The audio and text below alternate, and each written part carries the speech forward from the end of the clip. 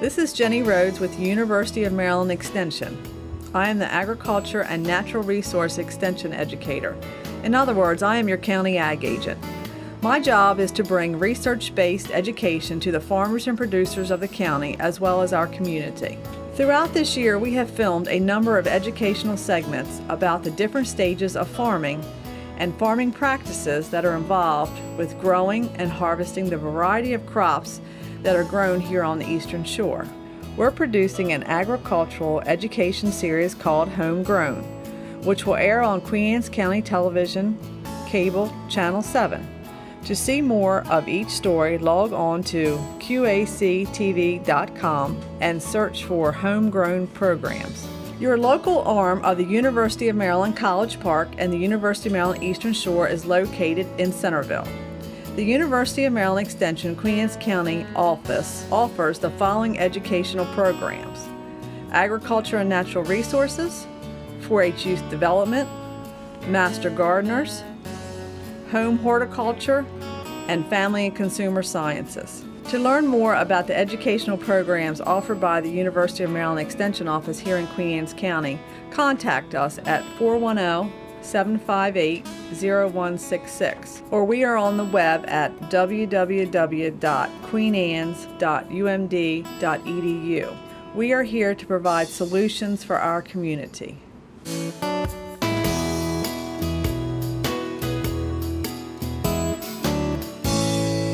I want to thank all of you for coming to our annual Agronomy Day. One of many and one of many more to come. As long as we have regulations, you guys are going to have to come and get certified, unfortunately. So today you're going to get your pesticide recertification, get your nutrient management credit so you can spread your manure and spread your fertilizer. I want to talk about nitrogen management, adapting. I changed my title last night from adapting in times of high prices to high prices and low prices. I guess it depends on what you're talking about, whether you're talking about the corn or the fertilizer, which is high and which is low prices.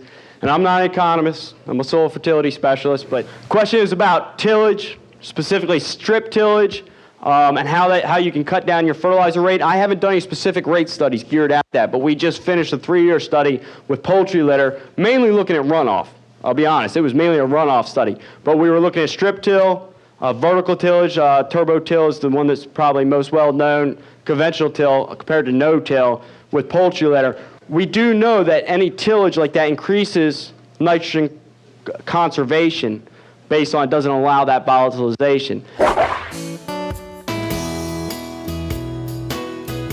So somebody saying, I farm organically, but I'm not certified, or I do things almost completely organic, but I can't afford to buy the grain. Well, you're talking about like into Acme buying a bag of Dole lettuce that's grown in California, bagged, shipped all the way across the country. How does that really compare to lettuce that you grow in your farm that you pick today, wash it, and you eat it tomorrow? So the question is, what infrastructure do you have developed on your farm? Did you have trouble developing that infrastructure if you have it?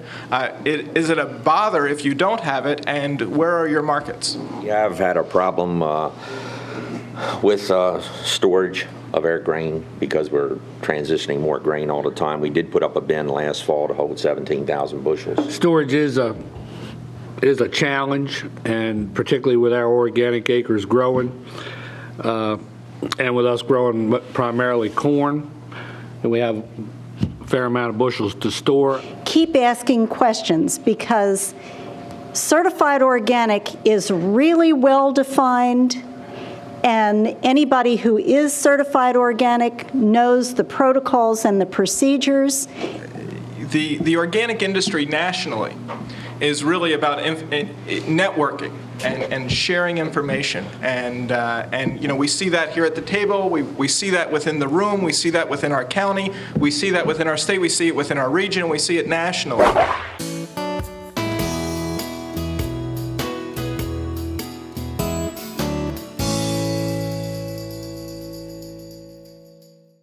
My name is Dan Pote. I work for USDA's Agricultural Research Service. We're here today to look at a new prototype we've developed for placing poultry litter under the surface of pastures and other no-till systems. This one we can load litter directly out of a poultry house and take it straight to the field. Poultry litter, of course, has a variable particle size, ranges all the way from small dust particles all the way to larger chunks that may be a foot or more across. But this unit is able to crush those down to a smaller size. It sends the litter then through chutes. Each chute delivers to one of these trencher shanks. The basic mechanism for placing it in the ground is similar to a regular no-till system, where we have a leading coulter to slice the soil, followed by a double disc opener that opens a shallow trench about 2 inches wide by 3 inches deep. The litter then pours into that trench as the unit moves forward, and closing wheels follow behind to close the trench. I'm Pete Kleinman with the Agricultural Research Service in State College, Pennsylvania. Last year, for instance, at the University of Maryland Eastern Shore Research Farm, we saw an increase in yields from about 101 bushels to the acre with broadcast litter to 140 bushels to the acre with the subsurface placed litter.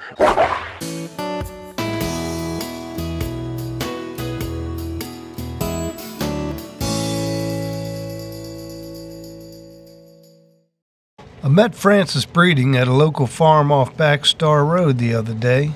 Francis is an ag technician for the Maryland Cooperative Extension Office in Centerville. He also used to be a town commissioner for the town of Queen Anne. With the help of local farmer Bruce Ivins, he showed me how to calibrate a manure spreader. Bruce Ivins, we're here at the Potter Farm in Centerville, Maryland, and at the moment we were calibrating our manure spreader to comply with our nutrient management plan. So we called the extension office, and Mr. Breeding was kind enough to come out here and help us with this, and we just wanted to make sure that the spreader was putting on the right amount of manure that we wanted to put on to comply with our nutrient management plan.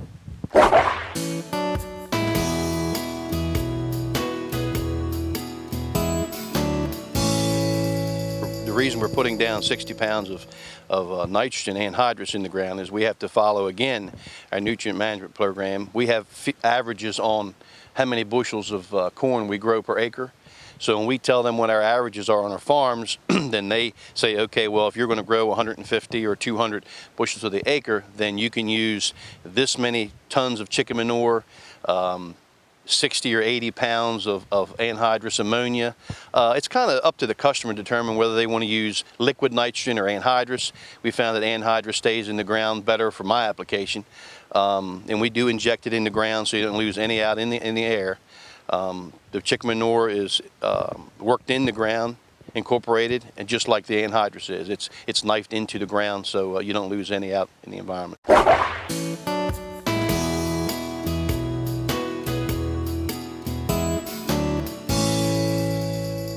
We're looking at a 16-row corn planter just pulling into the field. Has moved from another field, but because of the size and what we have to do here in the county, we have to be able to fold our equipment up.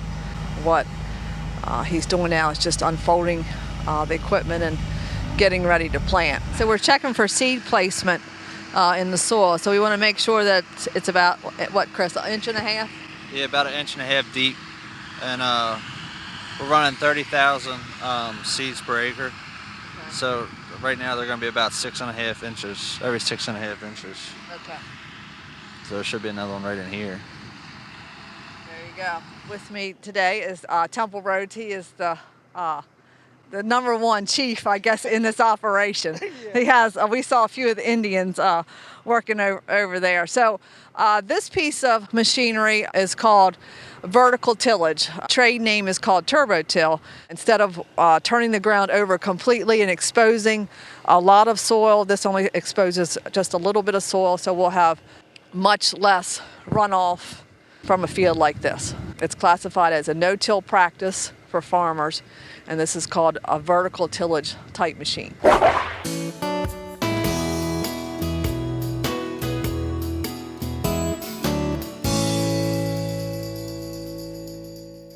Morning. We're back out on the road again. We are out at Chestnut Vale Farm right outside of Centerville near the 4-H Park. And this morning I have with me a young farmer, Chris Rhodes, a recent graduate of the University of Maryland. He has a degree in ag business. And we were out a couple weeks ago filming strip till and filming also the planter that you can see here behind me. We're going to do some close-ups today. Chris is going to walk around the planter and tell us about the various parts and how they work. This is a vacuum corn planter. There's two different types, a finger pickup and a vacuum. We have a vacuum.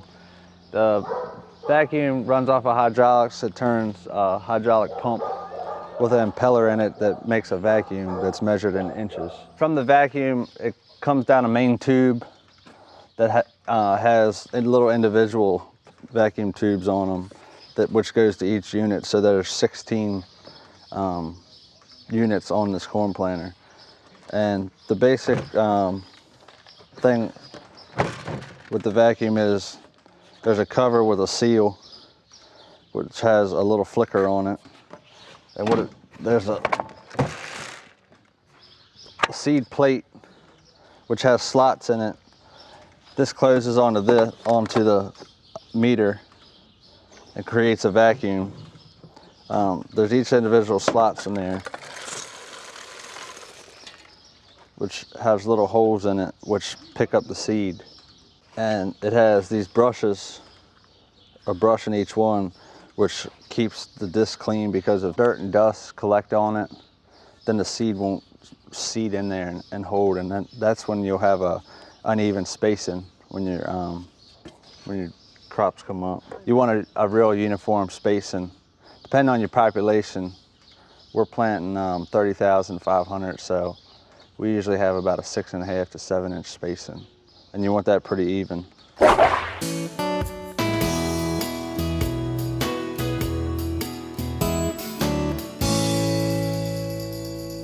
We're here this afternoon at Stonehouse Flowers, Inc. with Farron Jeter.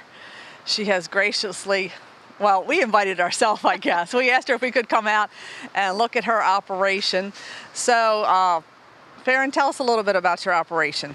Well, we grow for Bell Nurseries. We're a contract grower for them, and we have 1 acre under roof and a head house where we keep all of the things that help us put things in and put things out. And basically we have 2 turns of flowers that come in every year, and we grow them to the point where they're in full bloom, and then we ship them back to Bell, and they end up going mostly to the Home Depots around the Mid-Atlantic coast. Farron said a little bit about Annie's Project. Annie's Project is an 8-week educational class that is put on by the University of Maryland Cooperative Extension. Myself and Shannon Dill, who is the extension educator in Talbot County, we started a class just for farm women called Annie's Project. The objective of Annie's Project, it's designed to empower farm women to manage information systems used in critical decision-making processes. And what it does, it helps to build a local network of farm women. And of course, our target audience is farm women that have a passion for business and involvement, and Farron is certainly one of those ladies. We have, Farron was in our 2nd class, and to date we have educated 45 farm women. Our objective is to cover all the different aspects of risks on a farm. We look at production risk, we look at marketing risk, we look at financial risk, we look at legal risk, and human risk. My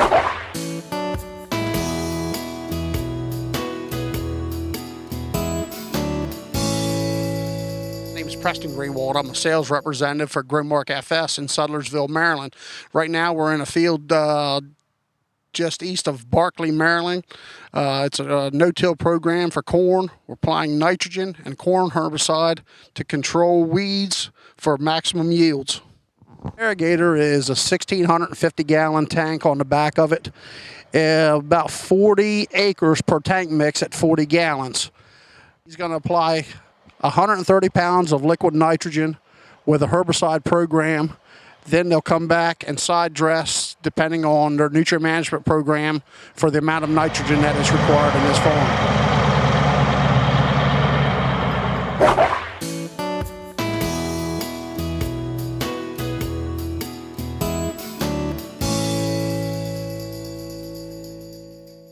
The other night we had our strawberry Twilight meeting. We have that meeting every year here at the Y Research Center, and this is actually about the 15th year we've been having this meeting. We invite people from around the state as well as surrounding states here to the center to see the work that we're doing here at the center on strawberries, and highlight the research, give a little bit of information to the growers that they may not have access to through their own sources. We kind of look at it as more of an informal type of presentation, where not really any formal presentations, but we allow growers kind of to interact face to face with some of our specialists that we have here at the university. So we really like it when we can have that one-on-one interaction with the growers.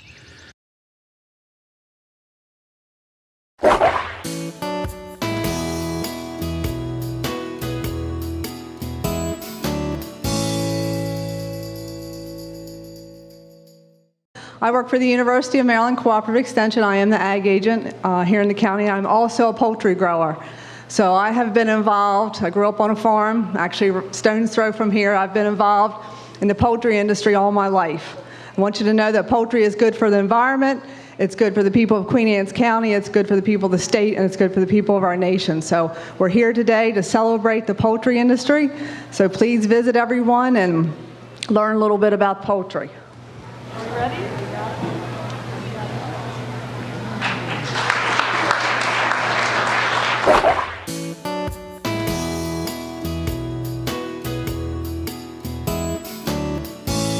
So this is a brand new operation. They're actually having an open house here today, so we thought, what a great chance for us to come up and show the county about the broiler industry here in the county. So Jack and Robin, tell us a little bit about your operation and how you got started. Well, we got started about 10 years ago, and we built some chicken houses on our family farm, which is just up the road. And then we decided to expand. My husband was going to come home with us and work on the farm. We found this beautiful farm, and we put some more poultry houses on the farm, and that was about 5 or 6 years ago. And then while we were doing that, we also did some things for the environment as far as the crepe grasses, and we had a wetlands restoration. And then recently we decided that we were ready to expand, and we decided that we were going to build some new chicken houses. And with our family, we have 3 children, so we're very excited about the houses, and we work together as a family. And I was going to say, I did chickens as a child. And my father had a chicken farm, and he was an agriculture banker, so I got started a long time ago. I wasn't happy about it as a kid, but as an adult, I'm very happy about it.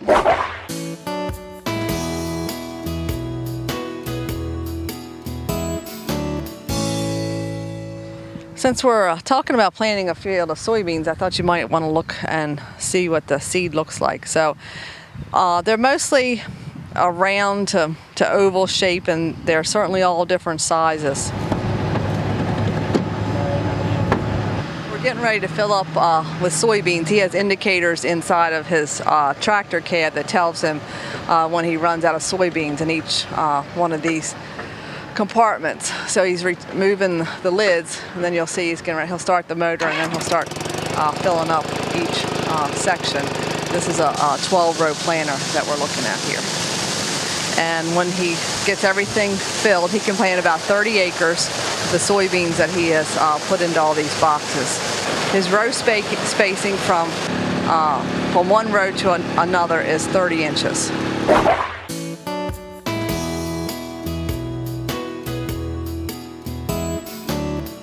This is a female operator of the combine. We have several women in the county that drive the combines in the farm operation. This is a family operation. This is Betsy Ligger driving the combine. Her husband is in a truck, and you see her son Mitchell that just jumped out there, and what they're going to do now is they're going to hook the head to the combine. They have to be very, very careful doing this. So from this crop, they'll be getting the wheat seed that they will sell at the mill. And like I said, that goes to the mills in the north, and they'll be making cookies and pastries and cake flour out of this wheat, and then they'll take the straw that we see them baling, and that'll be sold to the mushroom industry or to the horse industry for bedding.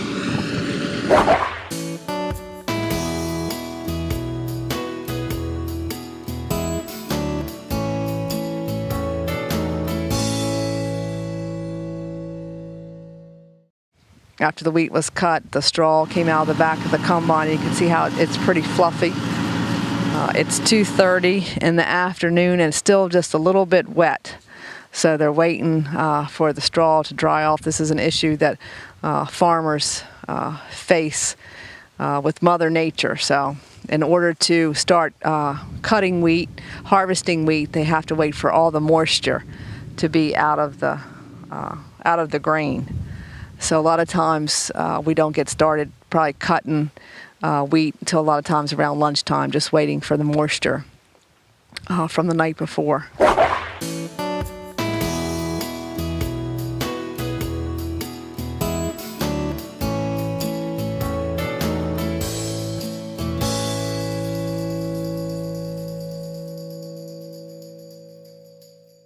We are here today, July 23rd, at the 11th Annual Maryland Commodity Classic. We have Dr. Arv Grabowskis is going to talk about diseases on the forefront in Maryland grain production. We have our keynote speaker today is going to be Richard Brock, and he is the owner and president of Brock Associates, and he's going to talk about the volatility in the market, in the grain market. No one knows for sure what's going to happen in this environment. So I think you guys stay somewhat diversified in.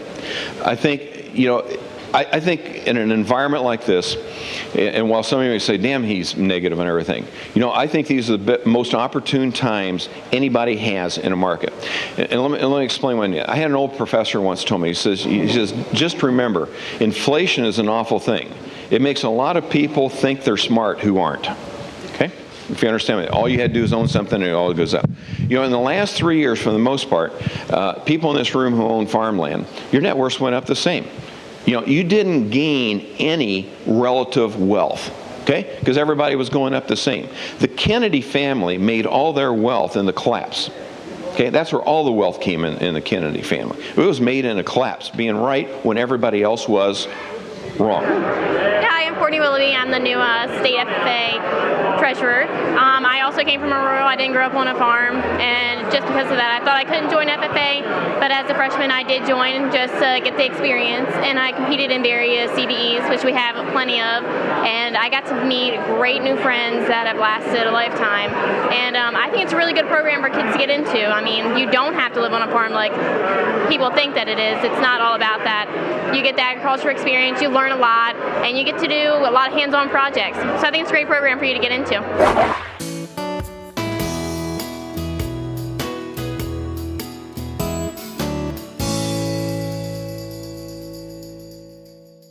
Our farm is 77 acres, and from the start we knew we wanted to be certified organic.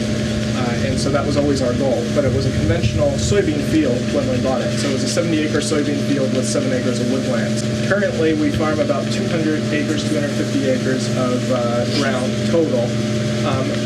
Most of that is grain, corn, beans, and barley, and cover crops in between there. And our vegetable operation is about 7 acres this year.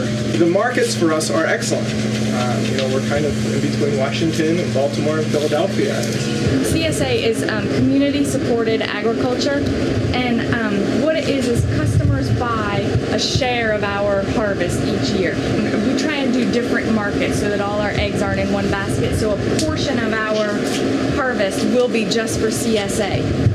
And in the beginning of the year, like in the first week of February, we open up our farm to sell shares. And shares this year were $428. And the buying starts in February. The harvest of the vegetables starts the third week of May each year. And then it goes for 20 weeks into October. It seems like every year we have a new customer who, about the end of May, will say, how come I don't have tomatoes yet? Well, traditionally we get tomatoes last week of June, first week of July, and it's kind of the average. And it's like, well, because tomatoes aren't in. Well, in the grocery store, they have local tomatoes. Well, if you want to consider South Carolina local, there are local tomatoes, but we won't have tomatoes until the 4th of July. And 9 times out of 10, maybe even 99% of the time, that person realizes what they just said, and they're like, you know what? Yeah, I understand that. We advertise on a website called Local Harvest. I'm not sure if have you guys heard of that in your travels? It's localharvest.org. Fantastic. You should really check it out. It's nationwide, and all you do if you want a product, like if you want Thanksgiving turkeys, you go to the box and click on, or search box, type in Thanksgiving turkeys, type in your zip code, and it'll show you the nearest farms within 100 miles that have Thanksgiving turkeys.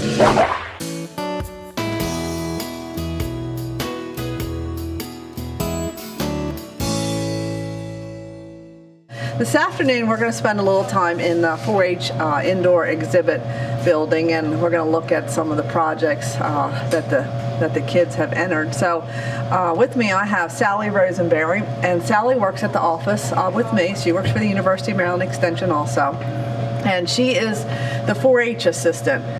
We have approximately 300 children in Queen Anne's County that are in our 4-H. We do everything livestock through clothing, electric, sewing, photography. The baking is a big one. Photography's big. And this year, vegetables were our #1. Gardening was a good year for gardens, evidently. Potatoes especially. And you are, I believe, our first 4-H'er to reach the Diamond Clover Award, which is the top pinnacle of projects that they've done. You want to tell us about your Diamond Clover project? Sure. The Diamond Clover project is kind of like the Eagle Scout level award, and these boards were actually made by an Eagle Scout for his project, and we love them. They're our photo boards. My project, I'm not quite done. I'm still working on it. I gotta do the paperwork, so it's not official. But I take old T-shirts and I cut off the sleeves and the collar, and I hem up the bottom and gusset the corners, and I make recyclable T-shirt bags. Yeah, 4-H is one of the only things I'm really 100% passionate about. I want to do this forever. Well, last year I think we gave 7 $900 scholarships to children to be able, to 4-H'ers to be able to go to college. So we still have a huge passion, and we want to see children excel in 4-H. Hi, I'm Chris Johnston, the Queen Anne's County 4-H agent, and I have 2 of our 4-H members here that are involved in the Queen Anne's County Fair to tell you a little bit about their projects. I'd like to introduce Luke Saltonfuss, and he'll tell you a little bit about what he's entering here in the fair. Hi, I'm Luke Saltonfuss. I do a lot of things, but one of them is chickens, and I've got 3 or 4 chickens and a pigeon. I do some indoor taxidermy work, and this year I did some chicken showing, and it turned out pretty well. My pigeon got first, and my chickens got first and second and third. Tell us a little bit about your beef project. I started with him at fall, and it was a lot of work, and he's gotten a lot better, and we won Grand Champion Bred to Noon Steer. So. It's really about, it's not about the blue ribbons, but it's about the blue ribbon kids.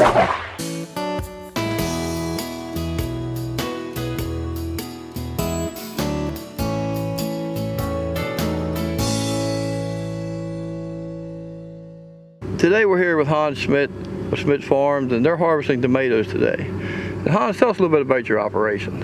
How many acres do you have? Well, we till about 1,800 acres. How long does it take you to harvest 150 acres of tomatoes? On a good day, we can do about 10 to 12 acres a day. A lot of it depends on how much the plant will actually give us a quota to do each day, because they're harvesting in various other parts up in Pennsylvania and New Jersey as well. All right, well, this is a pick-right machine. What happens is this whole unit will ride on the ground, and these 2 blades are running circular, and they cut the vines. And then the whole vines and the fruit, these gathering chains are turning and pulling in the vines and the fruit. And then the fruit and vines will travel up this conveyor up to the back.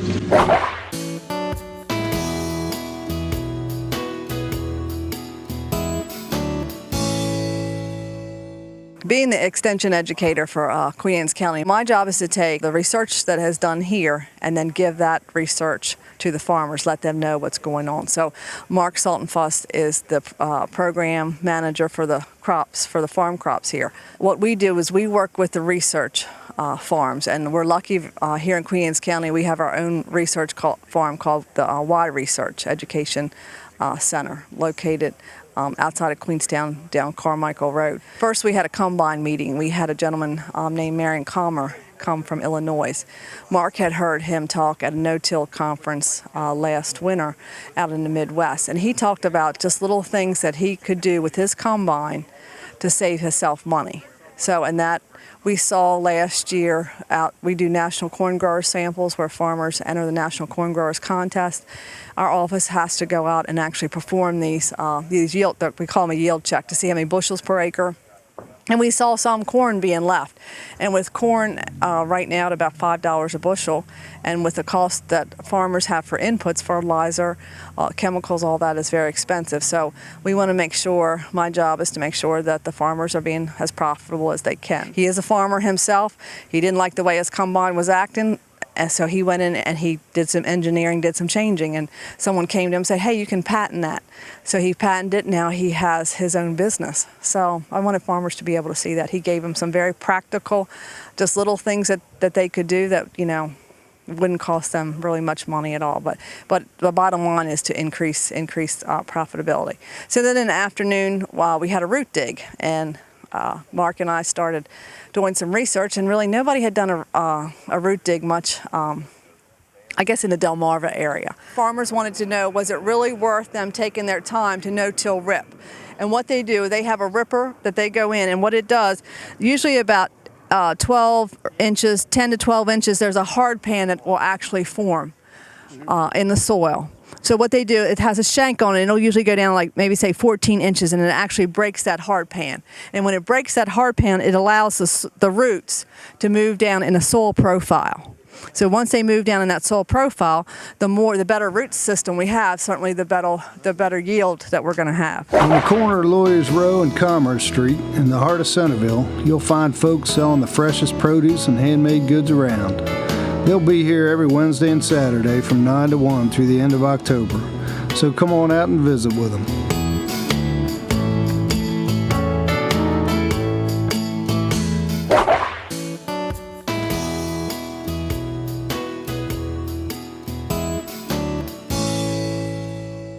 What you're seeing out here is 30 varieties of pumpkins. Many of these pumpkins are entered by seed companies. We request the seed companies. We ask whatever they'd like to put in. They put those in. They put in about 20 of them. 10 of them we choose, or we try to keep some of the pumpkin varieties running so we can see them year after year. Here at the Y, Mike has got a no spray block in the very back, and you got to see that today. There were no sprays applied there. Like Brian said, I'm the program manager here, so I take care of all the research products that Gail and Brian, Jerry, and put on. So when things don't go right or yields, I kind of take it a little bit personally. So I guess I'm going to try to come up with an excuse of why our pumpkin crop looked a little poor this year. And I think, as far as I can remember, I think this is probably the worst that I've seen it out here. And again, if you've been here before, I get up and do a little bit of politicking for the use of cover crops, and they do a lot of good things for the soil, help prevent erosion, increase soil moisture infiltration, moderate soil temperatures.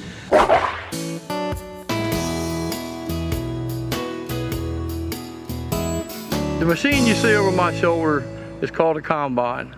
A combine is a machine designed to harvest crops when they're mature and the farmer's ready to send them to market.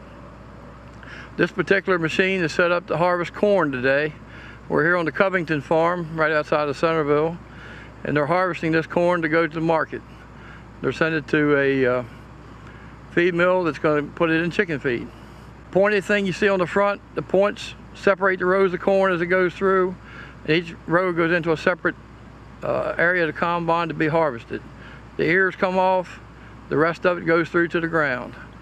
Once it goes into the machine, the husk is taken off, the ear is shelled, the shelled corn goes into a bin, which is then put into a truck, like the one over here this side.